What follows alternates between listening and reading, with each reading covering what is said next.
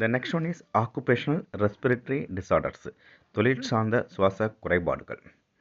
The disorders due to one's occupation of working in industries like grinding or stone breaking, construction sites, cotton industries, etc. Dust produced affects the respiratory tracts. ஒருவர் பணிபுரியும் இடத்திற்கேற்ப தொழில் சார்ந்த சுவாச கோளாறுகள் ஏற்படுகின்றன.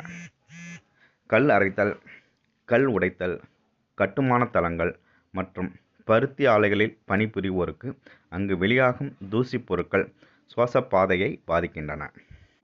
இந்த மாதிரி அவங்கவுங்க வேலை செய்கிற இடத்துக்கு தகுந்த மாதிரி அந்த இடத்துல தொழில் சார்ந்த சுவாச கோளாறுகள் ஏற்படுவதற்கு வாய்ப்புகள் இருக்கின்றன. இங்கே இப்போ கல் அரைத்தல், அங்கே என்னது அதே டஸ்ட்டு ஃபார்ம் ஆகிறதுக்கு வாய்ப்பு இருக்குது. அதே மாதிரி கல் உடைக்கும் போதும் அங்கே வரத்துக்கு வாய்ப்பு இருக்குது.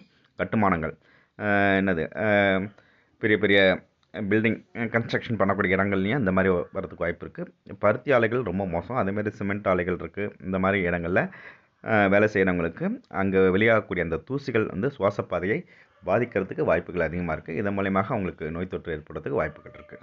நோய்கள் ஏற்படுறதுக்கு வாய்ப்புகள் இருக்குது. Long exposure can give rice to inflammation leading to fibrosis.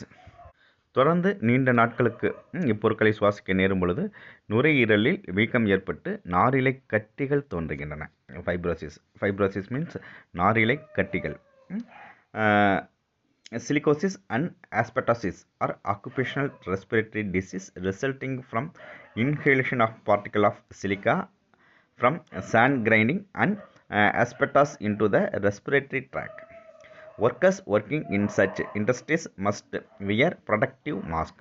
இந்த மாதிரியான டஸ்ட்டு போன்ற பொருட்களை நீண்ட நாட்களுக்கு சுவாசிக்கும் பொழுது நுரையீரலில் வீக்கம் ஏற்பட்டு நாரிழை கட்டிகள் தோன்றுகின்றன.